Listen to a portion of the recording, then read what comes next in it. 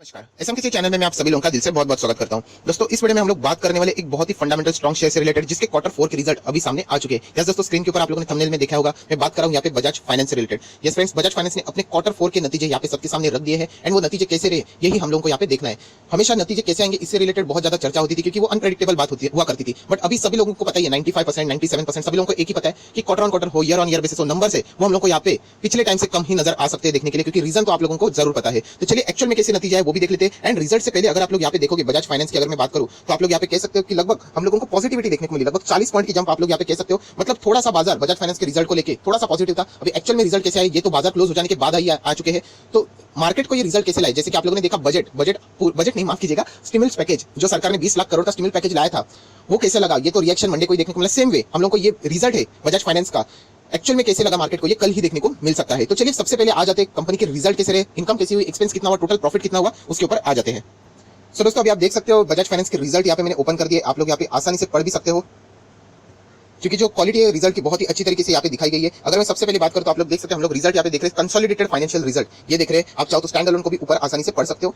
अगर मैं बात करूं ये फिगर से, ये करोड़ के, ऑब्वियसली हम लोग उसके आगे करोड़ नहीं लगा देंगे, तो आप लोगों ने उतनी चीजें समझनी चाहिए। तो सबसे पहले आप लोग यहाँ पे देख सकते हो कि मार्च के रिजल्ट, मार्च मतलब क्वार्टर 4 के रिजल्ट है, उसके बगल में क्वार्टर 3 के रिजल्ट है, एंड उसके बगल में वापस मार्च के रिजल्ट है, मतलब क्वार्टर 4 के रिजल्ट है, बट 2019 के, मतलब ईयर ऑन ईयर बेसिस। अभी ये चीजें आप लोगों को अच्छी खासी पता चल चुकी है, पैटर्न सेम होता है। तो सबसे पहली बात, अगर हम लोग इनकम्स की बात करें तो यहाँ पे इनकम जो हम लोग को देखने को मिल रहा है, अदर इनकम को भी कंसिडर कर ही लेते क्योंकि इतनी बड़ी फिगर नहीं है। सो 7230.83 करोड़ यहाँ पे हम लोग को इनकम देखने को मिल रही है, जो कि पिछले क्वार्टर से and year on year basis से बहुत ही शानदार देखने को जरूर मिला है। सो कंपनी के इनकम में कोई भी कमतरता नहीं है, मतलब कंपनी जो बिजनेस कर रही है, आप लोग यहाँ पे कह सकते हैं रेवेन्यू फ्रॉम ऑपरेशन, जो कंपनी का कामकाज है, यहाँ पे हम लोग को कोई फर्क होते हुए देखने को नहीं मिल रहा है। अगर इंटरेस्ट इनकम की भी बात करें तो दोनों वे में, ईयर ऑन ईयर बेसिस हो, क्वार्टर बेसिस हो, दोनों इसमें हम लोगों को यहाँ पे ग्रोथ ही नजर आ रही है। तो ये अच्छी बात है जो कि हम लोग यहाँ पे कह सकते हैं। बट आप सभी लोगों को पता है इनकम अच्छे तो है, बट इतना चलता नहीं है रिजल्ट में। हम लोग को खर्चे भी तो देखने हैं। कुछ लोगों की कमाई 10,000 होती है एंड उनका खर्चा होता है 9,000 का, एंड उसी के साथ साथ कुछ लोगों की कमाई होती है 1 लाख का एंड उनका खर्चा भी 1 लाख का ही हो जाता है, हाथ में कुछ बचता ही नहीं है। तो ये इंपॉर्टेंट होता है कि खर्चा भी कंपनी कितना करती है, तो इसके ऊपर उनका प्रॉफिट भी डिपेंड कर जाता है। तो सबसे पहली बात, अगर आप लोग यहाँ पे देखेंगे कि कंपनी के एक्सपेंसेस अलग अलग टाइप के एक्सपेंस होते हैं, फाइनेंस कॉस्ट होता है, फीस एंड कमीशन एक्सपेंसेस होते हैं। सो टोटल अगर हम लोग यहाँ पे एक्सपेंसेस देख लेते हैं, लगभग 5,952.63 करोड़ का टोटल एक्सपेंस देखने को मिल रहा है,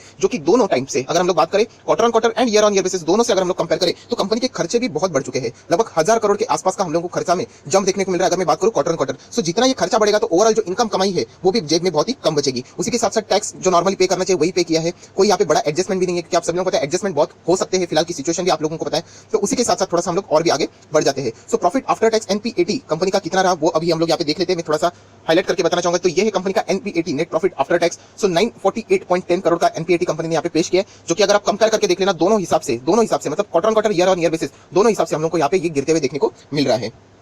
सो ये रिजल्ट की अगर हम लोग बात करें तो ये इतनी गिरावट देखने को क्यों मिल रही है, ऑब्वियसली कंपनी खराब नहीं, कंपनी अच्छा होता है, 19-20 का फर्क समझ जाते, तो इतना डिफरेंस क्यों है, तो हम लोगों ने यहाँ पे चेक करना चाहिए। कंपनी के इनकम में तो कोई गड़बड़ी नहीं थी, तो कंपनी के एक्सपेंस में तो कुछ ना कुछ चीजें हम लोग को देखने को मिल सकती है। तो अगर हम लोग यहाँ पे जाते हैं तो सबसे बड़ा डिफरेंस अगर मैं यहाँ पे कहूँ तो आप लोग यहाँ पे ये वाला देख सकते हैं, 1953.76 करोड़ यहाँ पे अगर डिफरेंस देखते हो तो पहले 830 के आसपास हुआ करता था 409 ईयर ऑन ईयर बेसिस। सो इतना जबरदस्त जंप किस वजह से है वो अभी हम लोग को यहाँ पे देखना है। मतलब लगभग अगर मैं कैलकुलेट करूं तो 4 से 5 गुना यहाँ पे हम लोग को एक्सपेंस से रिलेटेड ये चीज देखने को मिल रही है, जो कि 1953। एंड अगर मैं बात करूं तो ये है सी मतलब impairment on financial instrument. Yes दोस्तों, इंपेयरमेंट मैंने इससे पहले भी आप लोगों को सिखा दिया कि इंपेयरमेंट क्या होता है, एंड इसी का एडजस्टमेंट हम लोग यहाँ पे कह सकते हैं। इंपेयरमेंट ऑन फाइनेंशियल इंस्ट्रूमेंट भी यहाँ पे उन्होंने इस्तेमाल किया है, जिसकी वजह से हम लोग कह सकते हैं जो फाइनेंशियल इंस्ट्रूमेंट है उनकी वैल्यू यहाँ पे हम लोग को नीचे जाते हुए देखने को मिलेगी। सो उसी की वजह से उन्होंने यहाँ पे उसको एक्सपेंस के इसमें एज एन डिडक्शन हम लोगों को यहाँ पे देखने को मिल रहा है।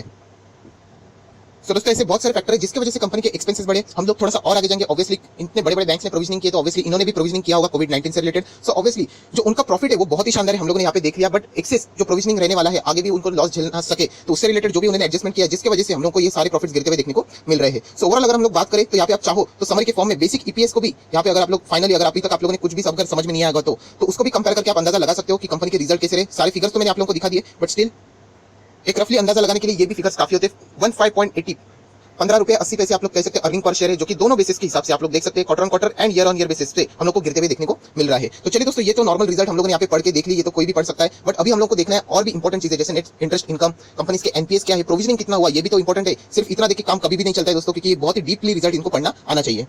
सो यहाँ पे कुछ इंपॉर्टेंट पॉइंट्स उन्होंने बताए, उसको ही हम लोग फटाफट कवर कर लेते हैं। जैसे कि आप देख सकते हैं performance for the quarter 4। And सबसे पहले अगर हम लोग बात करें कंसोलिडेटेड असेट अंडर मैनेजमेंट, ये दोस्तों AUM की अगर हम लोग बात करें तो 27% की ग्रोथ हम लोग को देखने को मिल रही है। AUM मतलब क्या, आप बहुत ही आसान भाषा से समझने तो एक ऐसी बात पकड़ लो कि कितना पैसा कंपनी के पास मैनेज करने के लिए, उतना पैसा है कंपनी के पास। सो ऑब्वियसली जितना ये बढ़ेगा, AUM जितना बढ़ेगा उतनी ही ये अच्छी बात होती है। सो कंसोलिडेटेड असेट अंडर मैनेजमेंट हम लोग को ग्रो होते हुए देखने को मिला 27%। कंसोलिडेटेड NPAT तो गिरते हुए देखने को मिला, अभी हम लोगों ने देख लिया, क्योंकि बहुत सारे एडजस्टमेंट है, लगभग 19% की गिरावट है। बट वो गिरावट में भी चीजें हम लोग को चेक करने की कौन-कौन से फैक्टर की वजह से गिर चुका है। उसी के साथ-साथ consolidated profit after tax for the financial year 20। सो ये हम लोग फाइनेंशियल ईयर वाला ठीक है 32% की जंप, बट हम लोग क्वार्टर ऑन क्वार्टर देखा तो 19% की गिरावट देखने को मिली है। उसी के साथ साथ कंपनी ने एक कहा है कि यहाँ पे बहुत सारे लॉकडाउन की वजह से आप देख सकते हैं ड्यू टू द कोविड-19 पेंडेमिक, उसके वजह से जो लॉकडाउन यहाँ पे हुआ था कंपनी को बहुत सारी तकलीफें यहाँ पे झेलने को मिली है। उसी के साथ साथ उन्होंने कुछ एक्स्ट्रा वर्क वो जो यहाँ पे प्रोडक्टिवली नहीं कर पाए, जितना वो आउटकम दे सकते थे वो नहीं दे पाए। एंड उसके वजह से जो उनका AUM है लगभग यहाँ पे और भी हम लोगों को 4,500 करोड़ से बढ़ते हुए देखने को मिल सकता था। सो ये हम लोग कह सकते हैं कि नुकसान उनको ये लॉकडाउन की वजह से हो चुका है। मतलब अगर आप लोग देखना चाहते 27% का एक्चुअल AUM है। एंड अगर आप लोग यहाँ पे देखते अगर कोविड-19 नहीं होता, अगर वो अपना बेस्ट देते तो वो 31% तक AUM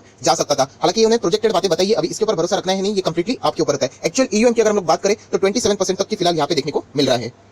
उसी के साथ साथ कंपनी ने बहुत इंपॉर्टेंट बात की है, जैसे कि कंपनी की लिक्विडिटी पोजीशन, मतलब कंपनी के पास पैसा होना चाहिए। इससे पहले भी मैंने बहुत बार एग्जांपल दिए कि ये पेंडेमिक होने वाला है, कोरोना वायरस से रिलेटेड, ये लॉकडाउन जितना बढ़ेगा इसमें जो छोटी कंपनियां हैं उनको दिक्कत होगी, क्योंकि उनके पास लिक्विडिटी बहुत कम होती है। बट आप देख सकते हैं बजाज फाइनेंस के पास लिक्विडिटी सफिशिएंट है, बहुत ज्यादा। उन्होंने कहा कि लिक्विडिटी पोजीशन बहुत ही स्ट्रॉन्ग है। सो उसके वजह से अगर ये लॉकडाउन और भी फर्दर बढ़ जाता है, तो मैं कंडीशन लेके चल रहा हूं, तो बजाज फाइनेंस शेयर तो जरूर नीचे आएगा, बट ये कंपनी को इतनी दिक्कत नहीं होगी जितनी बाकी कंपनीज को, क्योंकि उनके पास फिर लिक्विडिटी का प्रॉब्लम आ जाएगा। तो इसलिए मैंने आप लोगों को कहा कि ब्लू चिप शेयर्स में जाइए या फिर बड़े लार्ज कैप शेयर्स में जाइए, क्योंकि उनके पास कैश एंड बैंक बैलेंस होता है, लिक्विडिटी बहुत ज्यादा होती है, जिससे वो यहाँ पे आसानी से सर्वाइव आगे कर सकेंगे।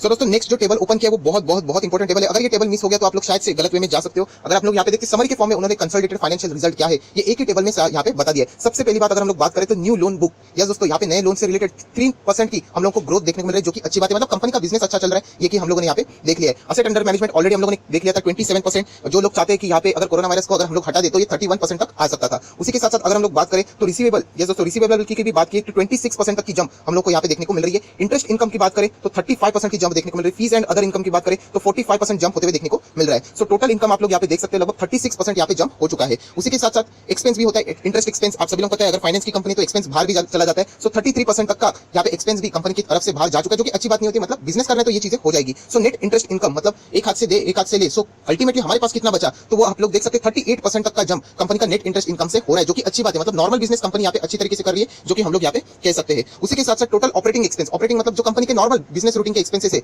वो हम लोग कह सकते हैं बिजनेस से जुड़े एक्सपेंसेस वो भी यहाँ पे बढ़ चुके 25% तक। सो इसकी वजह से प्रॉफिट में हम लोग को गिरावट देखने को थोड़ी बहुत मिलती है। अभी आ जाते हैं दो इंपॉर्टेंट पॉइंट्स के ऊपर, यहाँ पे मैं इसीलिए स्टार मारता हूं। आप सभी लोगों को पता है जब भी मैं स्टार दिखाता हूं तो आप लोगों ने यहाँ पे थोड़ा सा ज्यादा अटेंशन देना चाहिए। आप लोग देख सकते हैं अलग अलग प्रोविजनिंग यहाँ पे कंपनी ने की है। एंड प्रोविजनिंग आप देख सकते हैं पहले 34 हुआ करता था, अभी 856 करोड़, मतलब इतना प्रोविजनिंग में जंप, 2418% की जंप। तो इससे मुझे नहीं लगता कि ज्यादा डिटेल की कोई एक्सप्लेनेशन की जरूरत है, ये प्रोविजनिंग क्यों बढ़ा है। एंड आप सभी लोगों को पता है कि फिलहाल की सिचुएशन कैसी चल रही है। उसी के साथ साथ आप देख सकते हैं 193% तक की जंप हम लोग को यहाँ पे भी स्टेज 3 की प्रोविजनिंग में देखने को मिल रहा है। 375 का प्रोविजनिंग हुआ करता था, जो कि अभी लगभग 1100 करोड़ के आसपास देखने को मिल रहा है। सो हम लोग कह सकते हैं कि कोरोना वायरस की वजह से एक्स्ट्रा उनको प्रोविजनिंग करना पड़ रहा है। अगर हम लोग HDFC बैंक की भी बात करें तो उन्होंने भी कंटिजेंसी प्रोविजनिंग किया था। And her finance company, banking company आप लोगों को प्रोविजनिंग करते हुए देखने को मिलने वाली, इसमें कोई शॉकिंग बात बिल्कुल भी नहीं है। बट हाँ, इसकी वजह से जो ओवरऑल रिजल्ट आता है वो हम लोग को गिरते हुए देखने को मिल रहा है। सो आप लोग यहाँ पे कह सकते हैं कि सारा एडजस्टमेंट हो जाने के बाद profit before tax and after tax हम लोग को लगभग 29% एंड 19% रिस्पेक्टिवली गिरते हुए देखने को मिल रहे हैं। बट आप सभी लोगों को पता है ये सारी चीजें कब होगी है, ये सारी चीजें तब हो गई है जब प्रोविजन को हम लोग एडजस्ट करने के बाद हुई है।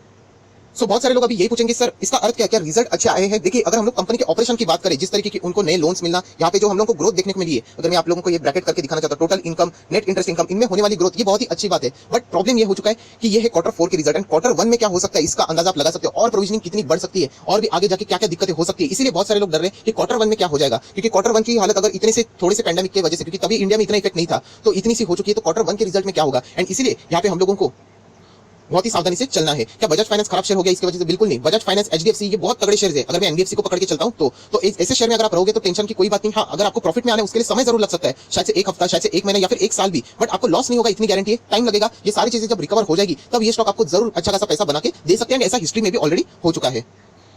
सो दोस्तों हम लोगों ने प्रोविजनिंग की भी बात की, तो उसमें कंटिजेंसी प्रोविजनिंग कितना ये दिखाना रह गया था। तो आप लोग देख सकते हैं कंटिजेंसी प्रोविजनिंग का जो एडजस्टमेंट है लगभग 900 करोड़ का हम लोग को देखने को मिल रहा है। सो इसकी वजह से हम लोग ये सारी चीजें यहाँ पे जो उनके रिजल्ट है यहाँ पे प्रेशर में आते हुए देखने को मिल रहे हैं। उसी के साथ साथ आप लोग ये भी पूछोगे कि डिविडेंड का क्या हुआ, तो आप लोग देख सकते हैं the board of director has not recommended any final dividend. जो बाकी डिविडेंड की जो इन्फॉर्मेशन है ये हिस्ट्री में क्या हुआ, मतलब फाइनेंशियल ईयर कंप्लीट हो चुका है, तो पास्ट फाइनेंशियल ईयर में क्या हुआ, कभी कभी कितना डिविडेंड दिया उसका डिटेल बताया, बट फाइनल डिविडेंड आप लोग देख सकते हैं यहाँ पे बोर्ड ऑफ डायरेक्टर ने रिकमेंड नहीं किया है। तो ऑब्वियसली शेयर होल्डर भी इसको अप्रूवल कहां से दे पाएंगे।